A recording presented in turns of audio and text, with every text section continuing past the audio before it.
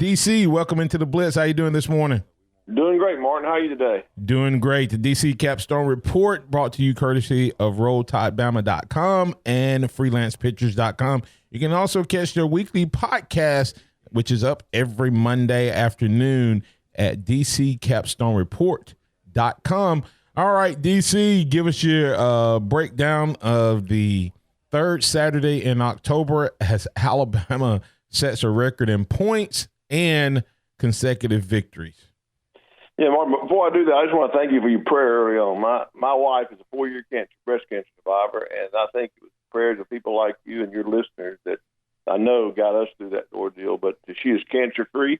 Amen. And so I just pray with you with all those out there celebrating Breast Cancer Awareness Month and Cancer Awareness. So thank you for your prayer. You're welcome. Well, I just wanted to say the Tennessee game I thought was one of the best games that Alabama's played so far. I think we got better in a whole lot of areas. Just across the board, offense, defense, special teams, coaching, pretty much was a really good game. One good thing about this game that I particularly liked myself was, if you remember early on some of the shows that I did on your show, our podcast, I started highlighting some players I thought were doing well in the fall practice, summer practice, and several of those players that I highlighted had not played much up until now. But we talked about Deontay Brown making a move on the offensive line. We talked about LeBron Ray and Fedarian Mathis making a move on the defensive line. And we also talked about Tyrell Shavers and some of the good things he was doing in practice. And really, all of those guys got in this game and really did a great job. So I was very pleased to see them, their hard work being noticed and paying off for them in this game. But, overall my takeaway is just the outstanding play that we had on offense and the outstanding play on defense. Only gave up 14 points on defense. I thought our defense did extremely well, especially, as you know, they had a game plan for Garantano and the way they plays they ran while he's in there, and that's the film they'd watched. And no one really studied much film on the backup quarterback, so that's always an adjustment when that happens. And that's where your two touchdowns came from. The backup quarterback thought great about the defense going in halftime, making those adjustments, coming out and holding them in the second half. The only stuff scored in the second half was that interception return for a touchdown. So I thought defense played excellent in this game, especially run stopping. The run stopping defense early on set the tone. And also, we're up 28-0. The offense got you a 28-point lead. You start in the defense before they ever started scoring. So I thought the defense really played well. Of course, Tua did two things that I said on my podcast this week that I've only seen one other quarterback in my lifetime make those type of throws, and that was Brett Favre. Seems like he just put it in where a thread the needle anywhere. And people think, well, yeah, you just throw to a wide open receiver on that long touchdown pass to Jalen Waddle, but he threaded the needle. Jalen Waddle was not that open on that play. He just hit him in stride, hit him in his hands, and ended up being a long touchdown pass. So yeah, if he takes off the velocity, or he changes the height of the throw, either one of those things, or doesn't throw at that exact distance, the other safety comes in and breaks up that play, or at least makes a play on it. I think Gary Danielson goo-goo and gaga over that one for a while, but what he's doing is pretty amazing. And you don't even mention that you failed to mention, Martin, he's throwing into an 18-mile-an-hour wind, right? They're throwing with the wind. He's throwing in the wind, going the opposite way, made his adjustments, and he's now throwing with the wind. That's pretty difficult for any quarterback to make those type of adjustments in a game. So I thought he did excellent. But I was impressed with Josh Jacobs. I think he really upped his game in the running back position. I think he was hitting his holes. But if you watch those guards, Deontay Brown and Alex Leatherwood pulling, leading, and really gave him some good holes to run through. So I was very pleased with the offense. And the early sets, I don't know if you saw where we used Irv Smith in the slot. Now I thought that was very innovative for our coaches, using him in the slot. And it opened up a lot of passing lanes and some blocking on the outside, because up to this point, our blocking by our wideouts has not been the best it's been in years. I thought he did a great job. Yeah, and you bring up that blocking. I was talking about earlier where Alabama got better, and Tyrell Shavers I'm sure he made other blocks, but that was one of the best blocks I think I'd seen all year on how long he held that DB on Jalen's touchdown run without getting a hold. So, go ahead. I thought that was great. Tyrell Shavers has the body, the length. He's about, I think they listed him at 6'6", but I think he's about 6'7" with his wingspan. He's much taller than that. And he has a lot of strength in his upper body. So he did a really good job blocking. I think he held the block for a long time without holding. And I think that takes a lot of skill as well. But, that not only on that play, but he blocked on other plays when he did that well. And Irv Smith had some really good downfield blocking as well in the passing game. And so did Hale Hinges. So I think overall we upped our game across the board. And, of course, I can't not talk about Mike Bernier. I mean, I believe I texted you that as soon as I got the news that he was going to start, because to me that was a great story, great backstory. But man, the young man comes in on his first kick out of the end zone, just booms it for 41 yards. I think if you got any Alabama fan out there, hey, you're going to get a 41-yard punt out of our punt the rest of the year, I think everybody would breathe a sigh of relief and say, okay, I can take that. So yeah, and it's not just he netted 41 as well, which is a good part of that punt as well. If you punt it 50 yards and you give up 15 on the return, that's not any good either. So the fact that he had no return yards on his first two punts was definitely a good start on top of the backstory. Let's look. Let's step down to that O-line. You mentioned a little bit about it, but specifically there was a change at left guard, and I personally like Lester Cotton, but this offensive line to me has just not looked like the typical Alabama offensive line. Now, part of that may be who we were playing, but chemistry-wise, this team looked better up front. I noticed they were pulling Jonah Williams instead of pulling the guard, they pulled the tackle. And to me, that mix there seemed to have great chemistry and looked like they really gelled for the first game together. Yeah, it's hard to believe that maybe one piece of a puzzle or one cog makes a difference. But, I like Lester Cotton, too. Great hometown young man, Tuscaloosa, and I think he's great at what he does. And I'm not saying he's lost his position. Right. What I am Neither saying am I. is that Deontay Brown brings a different level of, toughness, passion, competitiveness to that position, because he was going to be competing to try to get on the field. And I think he has gelled really well with Pierce Baker and Leatherwood in that middle, and he seems to really do a good job of keeping it. Now, he had a couple of breakdowns. I'm not going to say he's perfect. There was a couple of breakdowns in pass protection where his man is the one that hit Tua or had to push Tua up in the pocket, but still, I think he did an excellent job in there. But most of our linemen, they all miss a block here or there, so I don't think he was any different than the rest of them. But Cotton is great too, so I'm good with either one of those. Walmack came in and played really well, so we have a great 6 or 7 on the offensive line that can play for anybody, and I think that's just a testament to our recruiting and to the level of talent that Alabama has right now. Yeah, and that's what you look at when you look at this offensive line. I think that they're going to be a key down the road. We're going to have to now. I keep saying we're going to have that game where someone gets us off of our passing game a little bit. That hasn't happened yet. It could be the LSU game that makes that happen, and we're going to have that running game. And to me, it just seems like Brown just brought that element to the game.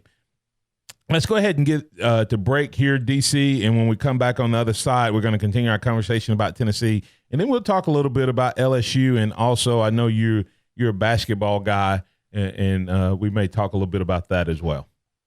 That was Coach Jeremy Pruitt said when Jalen pulled the ball down, they looked like they were in slow motion as he ran that touchdown. Of course, Jalen injured his ankle on that. Hope he'll be well. Tua, we had a real scare with Tua, and we're going to ask DC in the Capstone Report about that particular play. You can find the DC Capstone Report at dccapstonereport.com, presented by RollTopBama.com and FreelancePictures.com. DC, It's the third quarter. We're clearly going to win this game. Nick Saban makes a decision to bring Tua back out. Right decision, wrong decision, it doesn't really matter. Well, I mean, it doesn't really matter to everybody because it's Coach Saban's decision. But if you want my opinion on it, I think it was the right decision in this game. You know, Coach Saban's playing for the future. He's got probably his three toughest games ahead: LSU, Mississippi State, and Auburn. I think in his mind, Tua needs to come out of the halftime, implement whatever adjustments put in halftime, and at least play the first series. It's done in the NFL in the last preseason game, pretty much. This Alabama team is like an NFL team. I think that was the thinking going in. You run a risk of injury anytime anybody plays, but you run that risk on the first quarter in the first play, as you would in the third quarter of the first play. So I think it was the right decision to give Tua an opportunity to come in after looking at the adjustments. And as you can tell, he did make those adjustments well, hit the wide open receiver down the middle for a touchdown. I think it was unfortunate he got hit after the play, but it was, he got up, jogged off the field, and we got a bye week for him to get a little more rest on that knee. Yeah, and I heard him speak about that. He said he just wanted to make sure everything was good. That's why he didn't just jump back up. So I think it scared us more than the actual hit impacted him. DC, as we look at Alabama coming out of this game, kind of give me who are your designated players of the game, and I know people can go get more detail on that, but who are the guys that you thought had the best game against Tennessee?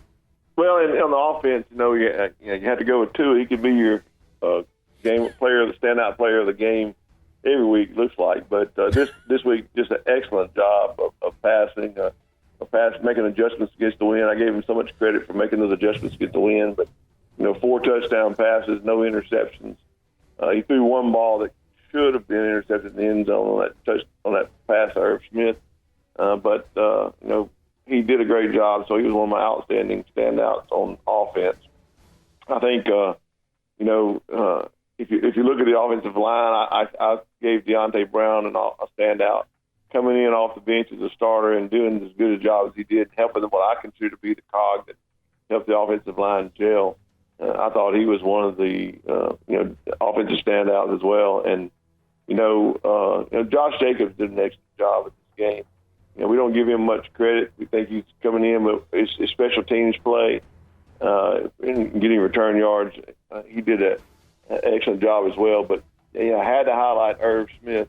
Irv Smith made some great downfield blocks and really making some great passes. And if you look at his stats, he's caught more touchdown passes through 8 games than O.J. Howard, one of our great tight ends, has caught in 2 seasons at Alabama. So right. We're throwing to the tight end more and doing a good job. So those were my outstanding offensive players. On defense, I thought Alabama played one of its best games on defense. And just like on offense, when Tua's always there, on my standouts all time this year, Quinion Williams just jumps off the page. And yeah, he does. I don't think I can have it. I haven't had a defensive standout week when Quinion Williams wasn't one of my 3 standouts. And in this game, he just jumps off the film as the player that no one can block. And I would say he graded out over 90% in this game as well. Did you hear Gary Danielson say that he grades out higher than any player on the defensive side of the ball in the entire SEC? Yeah, and I found it quite interesting this week. There was a NFL analyst who writes a column for The Athletic out there, that the new Athletic website or app that has writers that just write about football. And so he had to write a column on why he still supported Ed Oliver versus Quinion Williams. And if you look at it, he said this guy was not even on my radar, and I call myself an expert. And he said this guy, I think Quinion is a redshirt sophomore, so technically he has been in school 3 years and could declare for the draft coming out. So I hope he don't, but I hope he doesn't too. But I think he will. This guy, the NFL analyst, he's jumped up all the way on his board now where he's talking about being the best, being against the best Ed Oliver. And although at the end of that article he gave Ed Oliver the edge over him, it was a slight edge. So right. Quinion Williams is really playing great ball. So I thought he did great in this game. The other outstanding player I thought was Xavier McKinney. Xavier McKinney coming off of that, playing that money slot, disguising his coverages, made some great tackles. He came in and forced that fumble on the second series there for first series Tennessee give us a second series touchdown with that short field. So he did a great job on defense as well. And I just think LeBron Ray coming in for Raekwon Davis, another standout, played well against the run, pressured the pocket, only lost containment one time, I think, in that entire game. And for a person who comes off the bench, used to come off the bench and play in spot situational work, I thought he did a great job. So those are my defensive standouts of the game. All right. Of course, we had already mentioned Mike Benier earlier as a punter, doing a great job. DC, I mentioned that we may talk a little bit about basketball, and you won't believe people started going, woohoo, basketball on Facebook. So I don't know if you know this answer or not, but Tim Redding asking what's the status of Raleigh Norris coming into this year? I think what I've seen from all indications that he's back 100%, going to play well, going to do well this year. I think it seems like he's been there forever. And so I think there's going to be another opportunity for him to play. And another good opportunity for him this year is Tevin Mack. Tevin Mack being on the team, if you've ever watched Tevin Mack play when he played at Texas or during the practices, I get to see some of the practices. And Tevin Mack is an outside shooter. He is a pure shooter. So with him and John Petty, John Petty's a streaky shooter, but he can hit it a lot as well. With those two offside of Raleigh Norris ought to get a lot of open looks if he can knock them down. So I'm high on our basketball team this year. I know people say that when a great player leaves, you're going to be down, but I nothing against Colin Sexton. I thought he was fantastic, but I think we could have a better team this year than we have with Colin Sexton. I just believe that based on the players we got coming back, and I think we're being picked middle of the pack, and I wouldn't be surprised to see us win a few big games against these teams that are supposed to be better than Alabama this year. Yeah, I would say that, and I know we won't have a better player than Colin Sexton, but I think when you take the fact that all of those freshmen will have more experience, they will have more time together, and you add in when Sexton would drive, if he had Raleigh Norris to kick it out to, it would have opened that lane up even more for him, where he could have got to the bucket easier, or it would have left wide open threes if they continued to collapse into the lane. And I think Raleigh Norris and Tevin Mack is going to help these new guards. They may not be the driver that Sexton was, but I think because you have to honor Mack and Raleigh on the 3-point line, I think it's going to make it easier for them to get to the hole. What's your thoughts? Yeah, I agree with that. And Kiara Lewis is no slouch. I mean, right. Just because we've seen Colin Sexton and them do great things, give Kiara Lewis a chance to impress you as well. I mean, he's 6'3".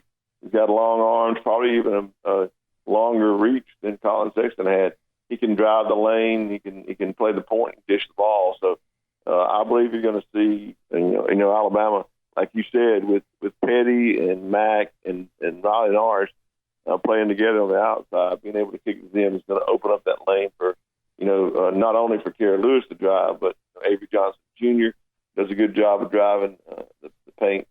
And we just have some opportunities there, I think, that we didn't have last year because of the outside shooting is going to be better this year. And hopefully defense will continue to improve. So we'll talk more with DC about basketball as we move forward. We're going to have plenty of time next week to focus in on LSU since we won't be reviewing a game. We may catch up with a couple of other games other than the SEC. DC, as we speak of outside of the SEC or around the SEC, any games out there kind of stood out to you as important games this past weekend and looking forward to this weekend? Well, outside the SEC, I think all eyes were drawn to the Purdue-Ohio State game just because of the backstory there with the young man Trent that had cancer, and he just pretty much willed his team to win. It just shows you when you have something to play for, you can do great things. And I believe that Purdue team came out passionate, fired up, and believed that they could beat Ohio State. I think that started with their coach, Jeff Blum. I think he brought that mentality there. They start out 0-3. Yeah. And then Jeff Brom decides, hey, I've been playing too close to the vest, guys. I'm the one that's been holding you back. I'm going to let you go. Now let's go out here and let's start calling these to win the game instead of quit calling plays to not lose the game. He says that to his team in the way he calls the next games, and they believe they can beat Ohio State, and they go out and do it. So I think that was a great game, great backstory. So, if you're looking in the SEC, the LSU Mississippi State game, I watched that game. I watched the playbacks. I watched the film. I just think that the Alabama team, I really believe the Alabama team can beat both of those teams if they show up and play the way they did in that game against each other. I just feel like that. And when you look at that, Joe Burrow, everybody talking about they've upgraded the quarterback. I think he was at 129 yards of passing in that game. And, Tennessee had 229 yards passing, and they beat them 58-21. So, right. I just think Alabama matches up well against LSU, matches up well against Mississippi State. So, I look for Alabama to roll on and win every game here out. All right. Speaking with DC in the Capstone Report, DC, one last question for you. For this weekend, the largest outdoor cocktail party in the world, Florida and Georgia. Who takes the commanding lead in the SEC East? Well, up until this point, I've really given Georgia a pass. I thought they had a bad game against LSU, but anything can happen in this game, Florida and Georgia. So, right now, I think I'm gonna say that Georgia wins, but it's a close one. I think it's going to be 29-26. It's a real close game like that. Touch and go, but I think I'm going to give Georgia the edge in this game, 29-26.